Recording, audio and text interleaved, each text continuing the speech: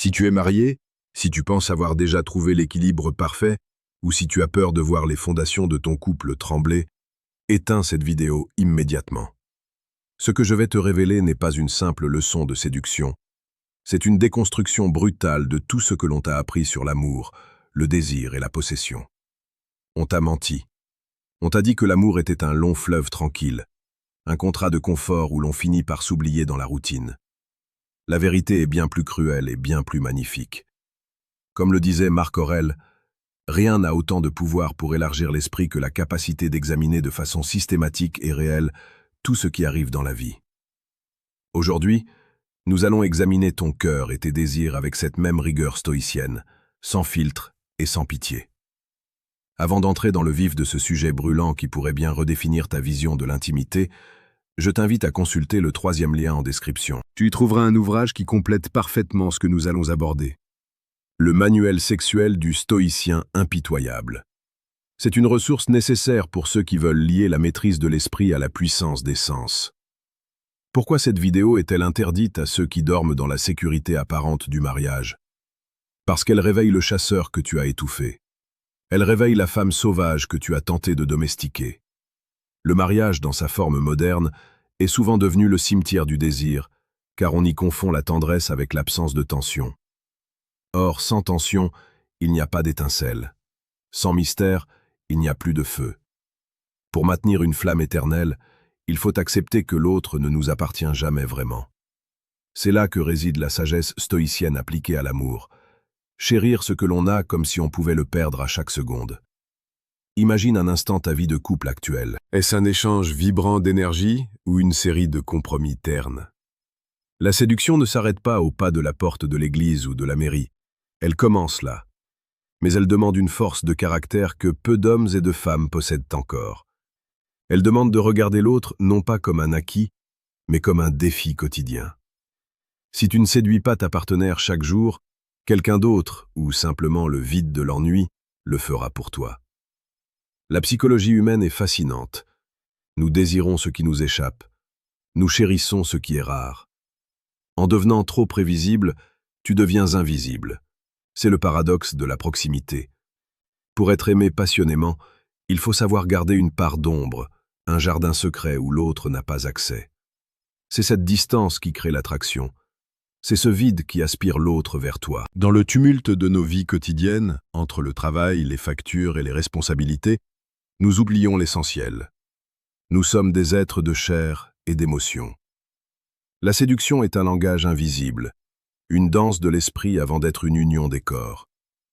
Pour maîtriser cet art, il faut d'abord se maîtriser soi-même. Un esprit agité ne peut pas séduire. Un cœur dépendant ne peut pas inspirer le respect. La véritable séduction naît d'une autosuffisance profonde. C'est le rayonnement de celui qui n'a besoin de personne, mais qui choisit de partager sa lumière avec quelqu'un d'autre. Si tu sens que ce message résonne en toi, si tu sens qu'il est temps de reprendre les rênes de ta vie sentimentale avec une profondeur nouvelle, n'oublie pas de t'abonner à la chaîne Psychologie et Amour. Chaque jour, nous explorons ici les mécanismes les plus secrets et les plus précieux de la psyché humaine, appliquée à la séduction. C'est ici que tu apprendras à transformer tes relations en une œuvre d'art stoïque et passionnée. Revenons à cette notion de brutalité nécessaire. Pourquoi faut-il être brutal? Parce que la douceur sans colonne vertébrale n'est que de la faiblesse. La femme que tu aimes, l'homme que tu admires, ne cherche pas un paillasson. Ils cherchent un roc. Ils cherchent quelqu'un dont l'amour est un choix conscient, pas une nécessité nerveuse. Le stoïcisme nous apprend à détacher notre bonheur des actions des autres. Ironiquement, c'est en étant capable de vivre sans l'autre que l'on devient le plus attirant. Ton indépendance émotionnelle est ton plus grand atout de séduction. Prenons un exemple concret. Combien de fois as-tu cherché à plaire par peur de déplaire? C'est l'erreur fatale. En cherchant à éviter le conflit ou à obtenir une validation constante, tu tues le respect. La séduction stoïcienne consiste à rester fidèle à ses principes, à sa vision et à sa mission de vie, même si cela doit froisser l'autre momentanément. C'est cette intégrité qui crée une aura de puissance. On ne tombe pas amoureux du nombre, on tombe amoureux d'une présence. Au milieu de ce cheminement vers une compréhension supérieure de l'attraction, Je te suggère de cliquer sur le deuxième lien en description pour télécharger le manuel brutal du séducteur stoïque. Ce guide t'apportera les outils pratiques pour appliquer cette philosophie de fer dans un gant de velours au quotidien. Le désir n'est pas un sentiment, c'est une tension entre deux pôles. Si tu te rapproches trop, si tu fusionnes totalement, la tension disparaît. C'est ce qui arrive dans beaucoup de mariages. Les deux partenaires deviennent un seul bloc de confort. Ils se connaissent trop. Ils n'ont plus rien à découvrir. Pour raviver la flamme, il faut recréer de l'espace. Il faut redevenir un étranger familier. Il faut cultiver sa propre vie, ses propres passions, sa propre force, afin de revenir vers l'autre avec quelque chose de nouveau à offrir. Laisse un commentaire sous cette vidéo pour me dire quelle est, selon toi, la plus grande erreur que les gens commettent après quelques années de vie commune. Ton expérience enrichit notre communauté et nous permet de mieux comprendre les dynamiques du cœur. La psychologie de la séduction nous apprend aussi que les mots sont des vecteurs de sensations. Ce n'est pas ce que tu dis qui compte, mais l'émotion que tes paroles transportent. Un murmure bien placé, une vérité dite avec une assurance tranquille, un regard qui ne cille pas, tout cela vaut 1000 déclarations d'amour enflammées. Le stoïcien ne gaspille pas ses mots. Il les choisit avec précision pour qu'ils frappent juste au moment où le cœur de l'autre est prêt à s'ouvrir. L'amour véritable est une discipline. C'est la volonté de voir l'autre tel qu'il est, sans essayer de le posséder. C'est une dévotion qui ne demande rien en retour, mais qui, par sa simple intensité, force l'autre à s'élever. Si tu es marié et que tu écoutes ceci, demande-toi, quand as-tu pour la dernière fois regardé ton partenaire avec les yeux de celui qui ne sait rien de lui? Quand as-tu pris le temps de ressentir le frisson de l'inconnu dans la peau de celle ou celui qui partage ton lit depuis des années? Nous arrivons à un point de rupture. Ce que je viens de partager avec toi n'est que la surface d'un océan bien plus profond. La plupart des gens écoutent ces paroles et retournent à leur vie médiocre, oubliant l'appel de leur propre grandeur. Mais toi, tu n'es pas comme les autres. Tu es ici parce que tu sens qu'il y a un décalage entre ce que tu vis et ce que tu pourrais vivre. Il existe une frontière invisible entre ce que les femmes et les hommes expriment et ce qu'ils ressentent réellement au plus profond de leurs instincts. Tu peux choisir de rester dans l'ignorance, de continuer à interpréter les signaux de manière superficielle et de subir tes relations. Ou tu peux décider de passer au niveau supérieur, de posséder la clé qui décode le langage caché du désir. Pour cela, clique maintenant sur le troisième lien en description et découvre. Décodage. Ce qu'elles disent versus ce qu'elles pensent vraiment. C'est le moment de prendre le contrôle, d'arrêter de deviner et de commencer à comprendre. La frustration est un signal. Elle te dit que tu manques d'outils. Voici l'outil qu'il te faut. Le stoïcisme nous enseigne que le temps est notre ressource la plus précieuse. Chaque minute passée dans une relation sans relief, chaque seconde de séduction gaspillée par maladresse est une insulte à ta propre existence. Tu as le pouvoir de transformer chaque interaction en un moment d'intensité rare. Mais cela demande du courage. Le courage de regarder la vérité en face.